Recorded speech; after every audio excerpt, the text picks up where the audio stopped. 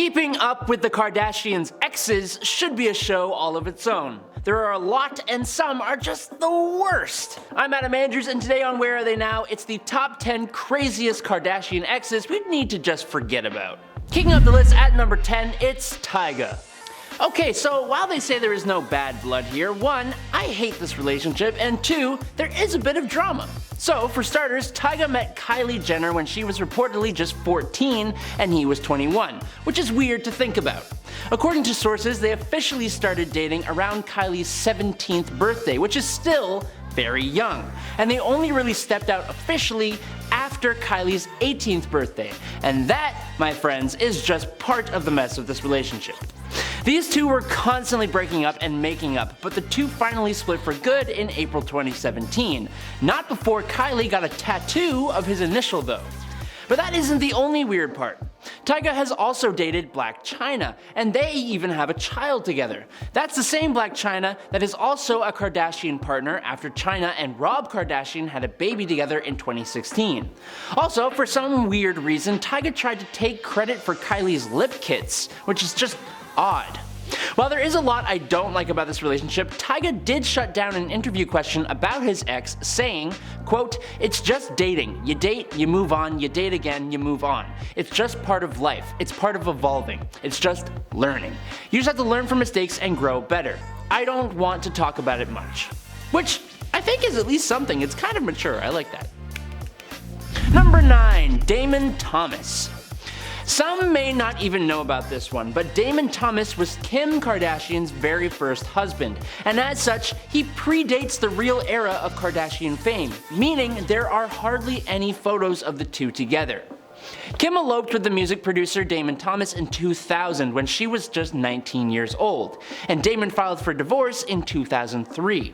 But there are still some important things to note here. He sucked. He is not a fan of his ex, telling In Touch back in 2010 that Kim's a fame, I can't say the word, but there you go. It's rude, okay? That's all you need to know. Also, apparently Kim married Damon on Basically, Kim was chatting with Scott Disick and Kendall Jenner about her wild partying days on an episode of Keeping Up with the Kardashians when she said, quote, "I got married on I did once and I got married. I did it again and I made a tape. Like everything bad would happen." Speaking of that though, coming in at number 8 is Ray J, where it all really began, sort of. Kim has admitted on Keeping Up with the Kardashians reunion that the show might not have been as successful without the scandal, but I think most of us can agree that where she is now cannot all be attributed to one tape with a D-list singer. The One Wish singer began dating Kim in 2003 and they broke up in 2006, which is actually a decent chunk of time, but it clearly didn't end too well, thanks to the tape. While there are mountains of rumors about who leaked the tape, the one thing we know for sure is that Kim publicly called Ray J a pathological liar. It all started when The Sun published a report saying that Ray J said quite a few things that he probably shouldn't have. Those statements caused enough stir to get a response from Kim. A fan tweeted that Ray J was suffering from low self-esteem, to which Kim responded by saying, quote, "Or shows he's a pathological liar. You actually believe this story? It's too funny to me." Ray J did publicly deny his involvement, tweeting, "I never said none of this. I'm focused on my new baby and my wife. Please stop trying to tear me down." But it's all a bit too much, honestly, in my opinion. Number 7, Nick Cannon. Yes, Kim dated Nick Cannon, and that is so weird to me. They were together from 2006 to 2007 and broke up because of that damn tape. Basically, Nick thinks she staged its release, telling the Daily Mail, quote, "I still think she might have even had a part to play."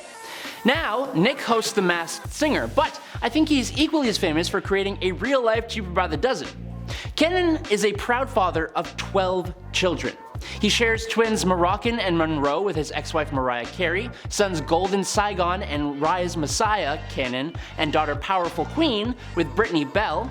Just to sum it all up, he has one baby called Beautiful Zeppelin, and that is really weird. Why would you... Beautiful Zeppelin? We're moving on. We're just gonna move on from that one. Number 6, James Harden.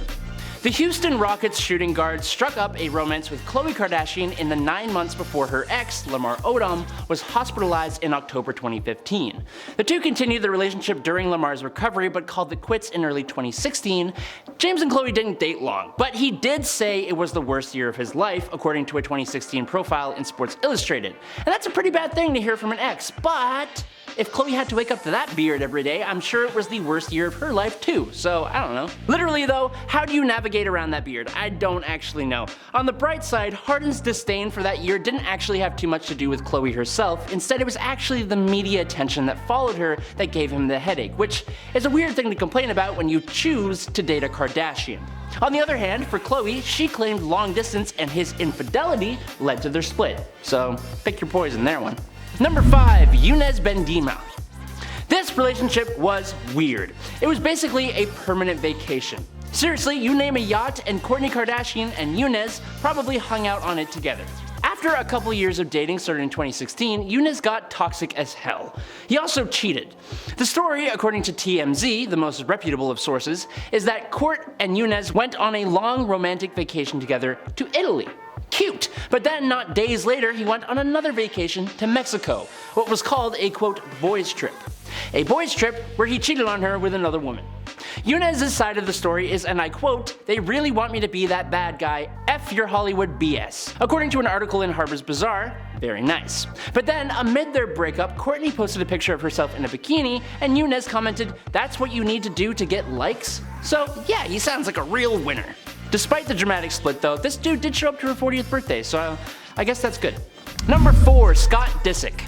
If you are a fan of Keeping Up with the Kardashians, then you know Scott Disick. Scott and Kourtney Kardashian first met at Joe Francis' house in Mexico. That's Joe Francis, the creator of Girls Gone Wild, who Kourtney also dated back in 2005, and thank God that didn't last. But when talking about Scott, Kourt thought the guy was super annoying at first, because he is. Outside from having some funny zingers on the show, there is a whole list of negatives for Scott. We could talk about his cheating, excessive drinking, the body shaming, or the fact that he keeps dating literal teenagers. Scott was the worst, and he had no shame about it either. After receiving backlash for making fun of Kourtney's post-pregnancy body, he tweeted, "Anyone who has too much to say probably had too much to eat. #fatasses." Which is pretty concerning considering he would go on to date a 20-year-old who has been vocal about suffering from eating issues. Scott is now running a clothing line called Talentless and is a pretty good co-parent for his kids with Kourtney, so I will give him that. But the 37-year-old had a relationship with a 19-year-old, so yeah, no. Number 3, Kanye West. We all know about this one. Kim Kardashian and Kanye first went public with a relationship in April 2012 and got married in Italy in 2014. They stayed together for a good amount of time and had 4 kids together. Daughter North, son Saint, daughter Chicago, and finally son Psalm.